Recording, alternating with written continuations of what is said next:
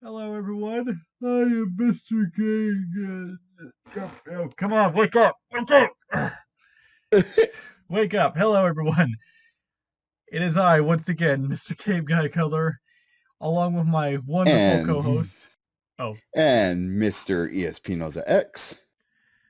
it is currently 12:24 where I am at, so it is currently the next day. I just got my tax return, so I'm going to be cashing that in for a big old good chunk of change. Woo! Uh, and today we're going to be watching the movie that, well, sort of kicked off this series, if you want to think about it. Yeah, I actually kind of. Now that you think about it, no, I actually did.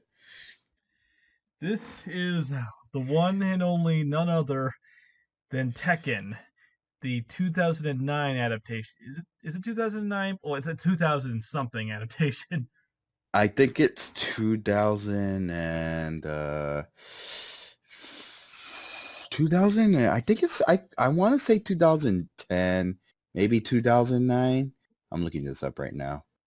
2010. It came out in 2010. Ah, okay, good. But yes, it was this very film that I guess you could say, though, gave us the idea to do this series.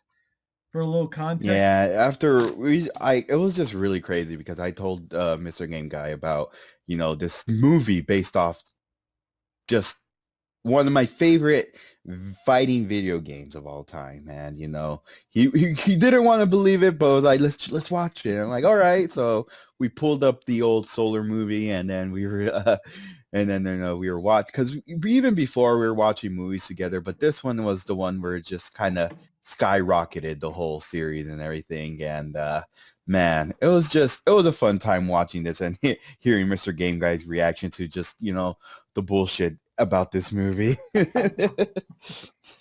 and granted, yeah, this is coming from someone who's not very well versed in the terms of Tekken knowledge or Tekken's lore or anything Tekken related, but from the little knowledge I've gained from that series and this movie, it is not exactly something you can call faithful to its source material. There's many video game fighting games based off movies based off fighting games that kind of have some not some of the source material, like Mortal Kombat, the previous movie that we were watching. But this one is an example of not following the source material like many other video game movies, pretty much have, especially with the Super Mario movie. Um, and Assassin's Creed, somewhat little to that, to the source material. And this one is a prime example. So pretty much the whole Tekken story revolves around the Mishima family. And the head of that, the Mishima, who have this company called the Mishima Sabatsu. And the head of that company is none other than Heihachi Mishima, and he was married once to, I forgot the character's name. I'm just not gonna. He was married to this woman, and they had a boy by the name of Kazuya.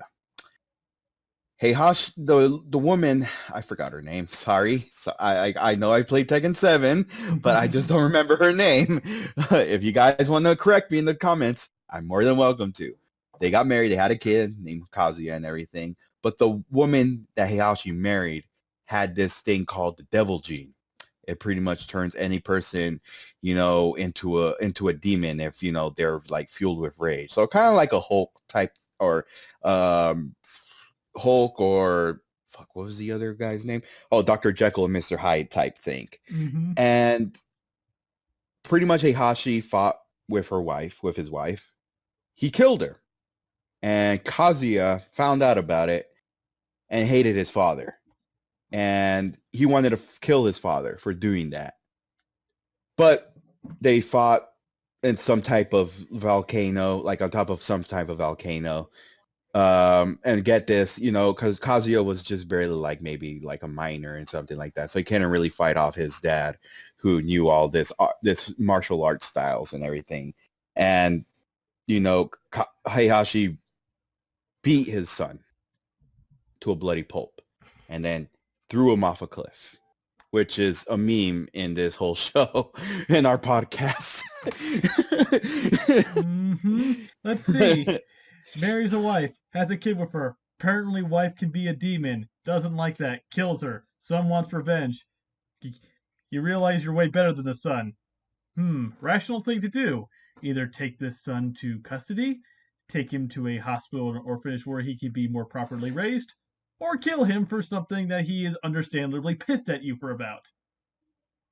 Apparently, the Hmm. Heihachi number 3 was the best answer. So yeah, so pretty much all that conflict behind the Mishima family resolves around the Tekken series and everything. Mm-hmm. But unfortunately, this movie doesn't follow any of that. Mm-hmm. Instead, we get some type of Hunger Game type plot.